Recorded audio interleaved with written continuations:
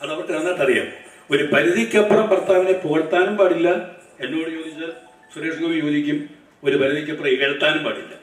ഒരു ബാലൻസിലൊക്കെ പോയാൽ കുടുംബജീവിതം ഒരുമാതിരി സുഖപ്രദമാണെന്നാണ് 44 വർഷമായിരുന്നു ഞാൻ കല്യാണം കഴിച്ചത്. ഈ തോന്നിയിട്ടുള്ള അവസ്ഥ അല്ല, അത്ര അത് പറന്നുപോയി സുരേഷേ, നമ്മുടെ മനസ്സിൽ പറന്നുപോയി എന്നുള്ളതാണ്. പിന്നെ എന്നെ എല്ലാ സദസ്സിലും വർണ്ണിക്കുമ്പോൾ അതൊക്കെ അസംഭാവിഷ്ടം സ്പീഡം കൂടുമ്പോൾ എൻ്റെ കുടുംബത്തിൽ നിന്നൊരു സമ്പാദ്യമാണ് ഗാനരചന.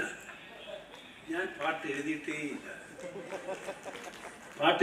എനിക്ക് എഴുതാൻ അറിഞ്ഞുകൂടെ. വേറെ കൊണ്ടല്ല, എന്തെങ്കിലും ചെയ്യാനുള്ളൊരു ആത്മവിശ്വാസമില്ലാത്തൊരു പണിക്ക് ഇന്ന് വരെ ഞാൻ തിരിഞ്ഞിട്ടില്ല.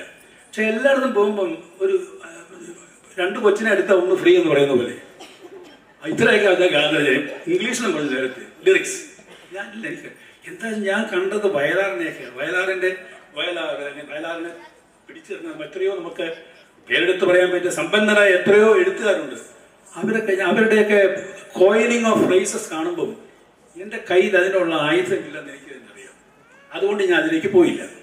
പിന്നെ അല്പജ്ഞാനം വെച്ച് ഞാൻ കൈകാര്യം ചെയ്ത ഒരു മേഖല എന്ന് പറയുന്നത് സംഗീതം മാത്രമേ ഉള്ളൂ. ഞാൻ സംഗീതം പഠിച്ച ആളല്ല. പക്ഷെ എൻ്റെ ഉള്ളിൽ ചില ശീലികളുണ്ട്, അതെനിക്ക് സ്വന്തം. അത് എൻ്റെ വീട്ടിൽ രാമായണം വായിച്ച ആളിൻ്റെ വായിൽ നിന്ന് വീണ അയ്യരടികളുടെ സൗന്ദര്യമായിരിക്കാം. അതല്ലാന്നുണ്ടെങ്കിൽ അടുത്ത വീട്ടിൽ നമ്മുടെ നാട്ടുപുറത്താണെങ്കിൽ പാടത്ത് വിതയ്ക്കുമ്പോൾ പാട്ടിൻ്റെ ഈണമായിരിക്കാം. അതൊക്കെ ഇതിനെ സ്വാധീനിച്ചിട്ടുണ്ട്. അപ്പം അതുകൊണ്ട് എനിക്ക് ഒക്കുന്ന രീതിയിൽ ചില ചിത്രങ്ങൾക്ക് വേണ്ടി മാത്രം ഞാൻ സംഗീതം ചെയ്തിട്ടുണ്ട്. എന്നാലും ഇത്രയും കാര്യങ്ങൾ ചെയ്തിട്ടും ഇവിടുത്തെ ജനം, പ്രേക്ഷകർ, ബഹുമാനപ്പെട്ട പ്രേക്ഷകർ എന്നെ സഹിച്ചു എന്നുള്ളത് ഒരു നിസ്സാര കാര്യമല്ല. ആ സഹനത്തിന്റെ പേരിൽ ഈശ്വരന് നന്ദി പറഞ്ഞുകൊണ്ട് ഞാൻ പറയാം, 50 വർഷം ഒറ്റയ്ക്ക് എനിക്ക് തുഴയാൻ സാധിച്ചു. 50th ഇയറിലാണ് ഞങ്ങളോട് സംസാരിക്കുന്നത്.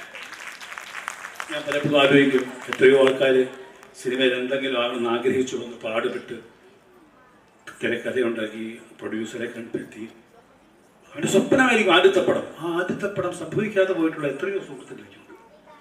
അവരുടെ നിരാശ വെച്ച് നോക്കുമ്പോൾ ദൈവത്തിൻ്റെ മുമ്പിൽ നമുക്ക് നമസ്കരിക്കാനല്ല പറ്റുന്ന ചേർത്താക്കി. പിന്നെ വേറൊരു കാര്യമുണ്ട്, ഞാൻ കണ്ണാടിയിൽ മുഖം നോക്കിയിട്ട് തന്നെ അവിടത്തേക്ക് കിടക്കുന്നത്. ഞാനൊരു ഡ്രസ്സ് ഇടുന്നതിന് മുമ്പ് ആദ്യം ഞാനൊരു തീരുമാനം എടുക്കും, ഇത് ശരിയല്ല, എനിക്ക് ഇന്ന കാരണം കൊണ്ടൊന്നും ഞാൻ ഡ്രസ്സ് ഞാൻ ഇടുകയല്ല. ഒരുപാട് പേര് പ്രേരിപ്പിക്കാൻ കാണും, സിനിമാ രംഗത്ത് പ്രത്യേകിച്ച്. അത് വേണ്ട, നമുക്ക് ഔചിത്യം ഉണ്ടെന്ന് തോന്നുന്ന ഒരു കാര്യം അത് നമ്മൾ ചെയ്താൽ മതിയല്ലോ. അത് ചെയ്തതുകൊണ്ട് വലിയ അബദ്ധങ്ങളേ ഉള്ളൂ, അത് വേറെ കാര്യം. വലിയ അബദ്ധങ്ങൾ എൻ്റെ ജീവിതത്തിൽ എനിക്ക് ഉണ്ടായിട്ടില്ല. ഇനി ഒരുപാട് സമയം എടുക്കുന്നില്ല, ബാക്കിയുള്ള സംസാരിക്കണം.